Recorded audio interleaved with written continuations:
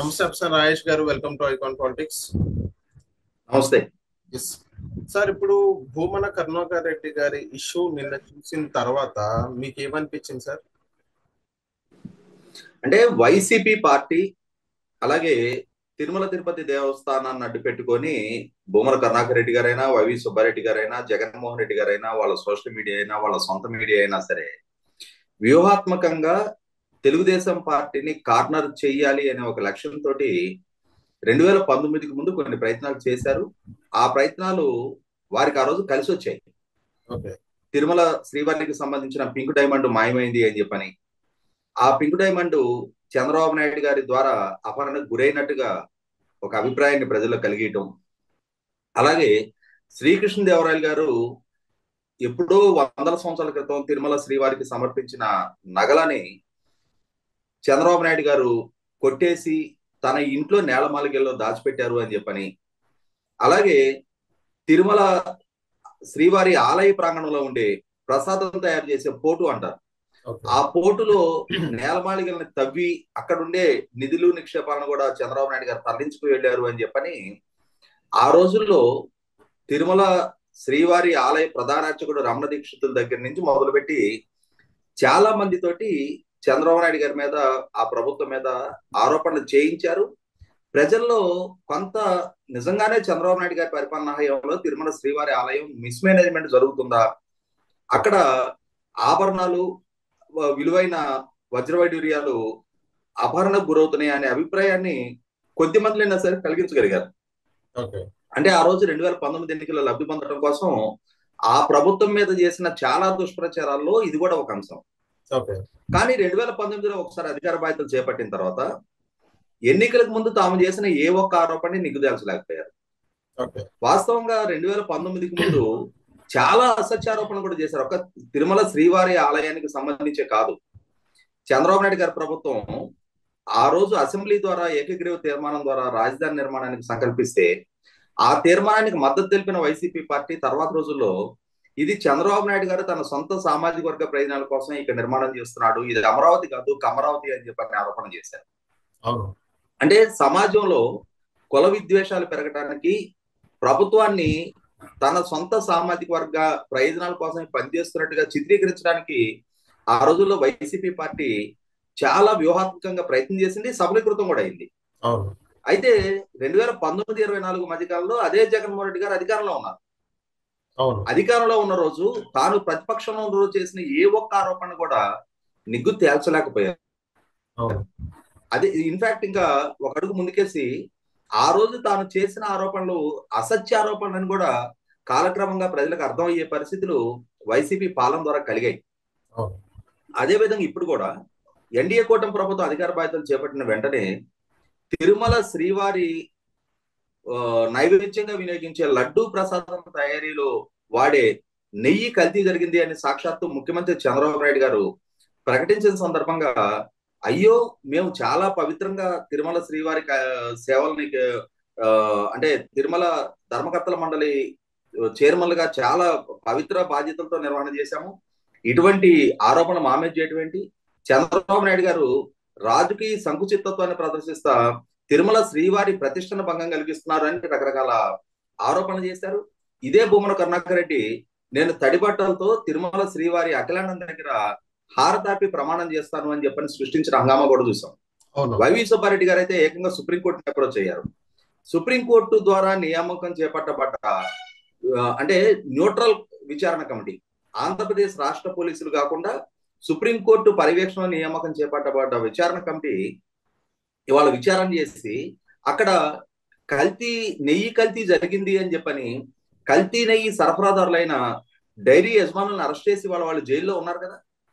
మరి అటువంటప్పుడు ఆ రోజు పాలక మండలి చైర్మన్ గా వ్యవహరించి మేము అమాయకులం ఆణిముత్యాలం అని చెప్పని చెప్పుకున్న వైవి సుబ్బారెడ్డి, భూమన కరుణాకర్ రెడ్డి ఇప్పుడు జరుగుతున్న అరెస్టులకి తాము కోరిన విధంగా ఆంధ్రప్రదేశ్ రాష్ట్ర పోలీసుల ద్వారా కాకుండా సుప్రీంకోర్టు పర్యవేక్షణలో విచారణ జరుగుతున్న విచారణ కమిటీ కూడా ఆ రోజు జరిగింది తప్పు అని నిర్ధారించి అరెస్టులు చేస్తున్న నేపథ్యంలో మరి ఆ రోజు పాలక మండలి చైర్మన్ గా వ్యవహరించిన భూమన కరుణాకర్ రెడ్డి అయినా వైవి సుబ్బారెడ్డి అయినా ఏం సమాధానం చెప్తారు?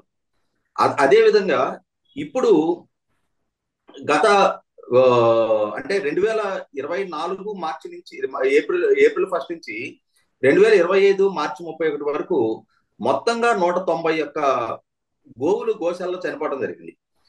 అంటే వైసీపీ పాలనా హయాం నుంచి ఈ ప్రభుత్వం బాధ్యతలు చేపట్టిన మొన్న మార్చి 31 తారీఖు వరకు. అయితే భూమన కరుణాకర్ రెడ్డి గారు గత 3 నెలల కాలంలోనే 100కి పైగా గోవులు చనిపోయినట్టుగా, అంటే తిరుమల శ్రీవారి ఆలయ ధర్మకర్తల మండలి పర్యవేక్షణలో నిర్వహణ జరుగుతా ఉన్న గోశాలలో గోవుల పట్ల నిర్లక్ష్య ధోరణి ప్రదర్శిస్తా ఉన్నారు. సరైన పోషణ చేయటం లేదు. దానితోటి గోవులు ఆకలి బాధతోటి మరణిస్తున్నాయి. వాటికి సరైన పోషక అంటే సరైన పోషక విలువలు కలిగిన ఆహారం అందించట్లేదు అని చెప్పని భక్తుల్లో తిరుమల శ్రీవారి ఆలయ ధర్మకర్తల మండలి మీద అనుమానాలు వచ్చే విధంగా ప్రచారం చేశారు. చివరికి వాస్తవ గణాంకాలతోటి తిరుమల తిరుపతి దేవస్థాన ఎగ్జిక్యూటివ్ ఆఫీసరు వివరాలు విడుదల చేసిన తర్వాత పాలక మండలి భూమన కరుణాకర్ రెడ్డి గారిని అసత్య ప్రచారాలు చేస్తున్నందుకు ఖండించి చర్చకు రమ్మని చెప్పని ఆహ్వానించిన తర్వాత ఇంకా ఇప్పటికీ కూడా తాను చేసిన అసత్య ఆరోపణలే సమర్థించుకునే ప్రయత్నం చేస్తున్నారు. ఇప్పటికీ తిరుమల సిబ్బందిలో 2000 మంది మా ద్వారా నియామకం చేపట్టబడ్డ మా అనుకూల సిబ్బంది ఉన్నారు. వారి ద్వారా ఎప్పటికప్పుడు మాకు సమాచారం అందుతుంది అని చెప్తున్నారు. అంటే ఇక్కడ గమనించుకోవాల్సింది ఏంటి అంటే, భయము, పక్షపాతము, రాగద్వేషాలకు అతీతంగా పరిపాలన చేస్తామని చెప్పని రాజ్యాంగం మీద ప్రమాణ స్వీకారం చేసే పాలకులు పక్షపాత ధోరణితో తమకు అనుకూలురైన సిబ్బందిని తాముకి పదవులు దక్కినప్పుడు నియామకం చేసుకోవటం అని అంటే 100% ఆ పదవిని దుర్వినియోగం చేసినట్టే.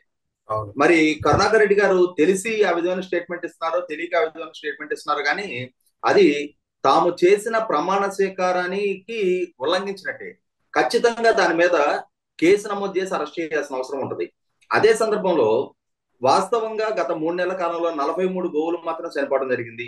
వృద్ధాప్య భారంతో, అనారోగ్యంతో ఒక్కొక్క గోవు ఎప్పుడైనా చనిపోవడం అనేది సహజమే అన్ని వేల గోవుల మధ్యలో అని చెప్పని పాలక మండలి వైపు నుంచి వివరణ ఇచ్చే ప్రయత్నం చేస్తున్నా కూడా దాన్ని ఒక రాజకీయ ఎజెండాగా మధ్య ప్రయత్నం చేస్తున్నారు.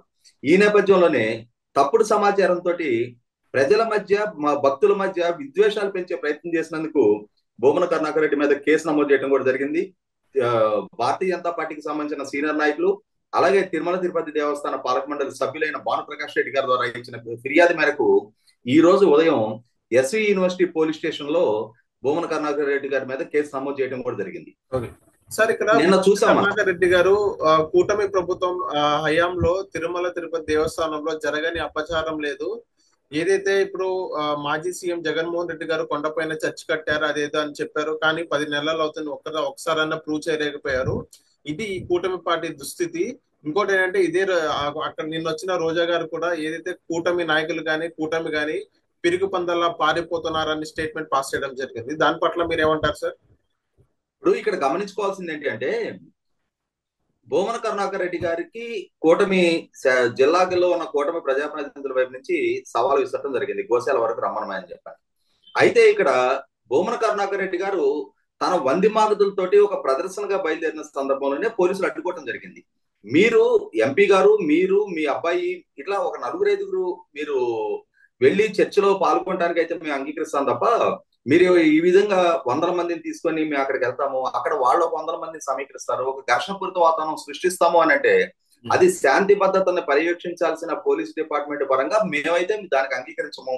మీరు ఒక 4-5 వరకు వెళ్ళి అక్కడ పార్టిసిపేట్ చేస్తామంటే మేము ఓకే అని చెప్పని పోలీసు వైపు నుంచి చెప్పినా కూడా దానికి సహకరించిన భూమన కరుణాకర్ రెడ్డి, ఎందుకంటే వెళ్ళి వాళ్ళని ఫేస్ చేసి వాళ్ళు అడిగే వివరాలకి సమాధానం చెప్పగలిగే నైతికత ఆయన దగ్గర లేదు.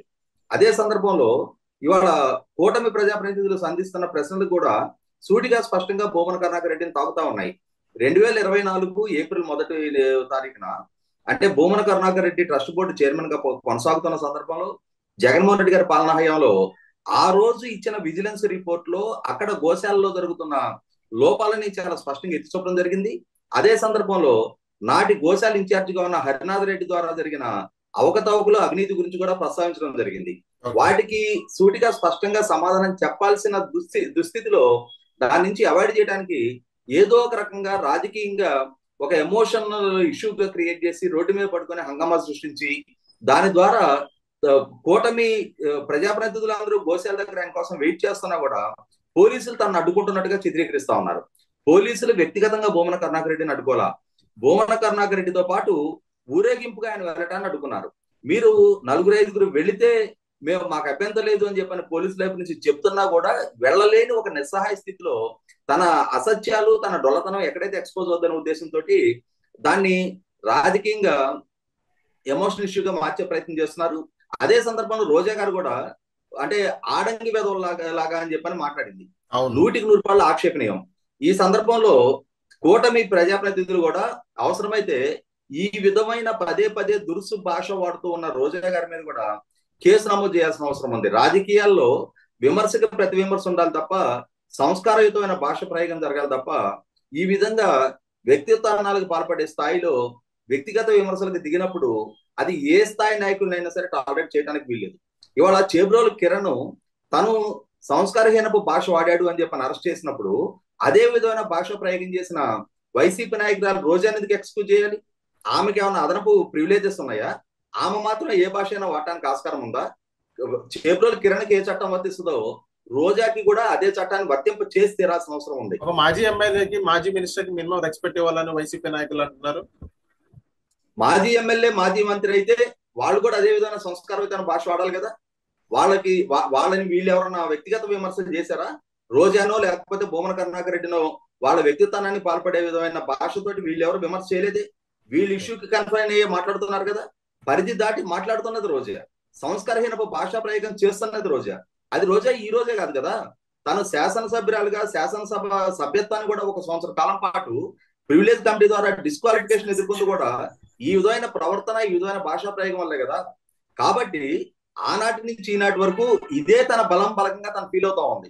కానీ అది ఎట్టి పరిస్థితిలో టాలరేట్ చేయడానికి వీల్లేని స్థాయికి చేరుతా ఉన్నప్పుడు 100% చట్టపరంగా ఒక్కసారి బాధ్యులను చేస్తే చట్టపరంగా ఎదురు కాబోయే కాన్సిక్వెన్సెస్ ఏంటనేది రుచి చూపిస్తే అప్పుడు ఈ విధమైన భాషా ప్రయోగం చేయాలనుకునే ఎవరికైనా కూడా వాళ్ళ పరిధులు, వాళ్ళ పరిమితులు తెలిసి వస్తే తప్ప, లేదు అని అంటే మేము రాజకీయాల్లో ఉన్నాం, నాయకులుగా ఉన్నాం కాబట్టి ఎవరిని ఏ స్థాయి భాషతోటైనా, ఎంత జుగుసాకరమైన పదజాలంతోటైనా మేము విమర్శిస్తాము అని చెప్పనే ఒక టేక్ ఇట్ గ్రాంటెడ్ అడ్వాంటేజ్ వాళ్ళు తీసుకుంటా ఉన్నారు. దీన్ని సహించడానికి వీల్లేదు. Okay, so thank you sir. మైకాన్ పాలిటిక్స్ వచ్చినందుకు.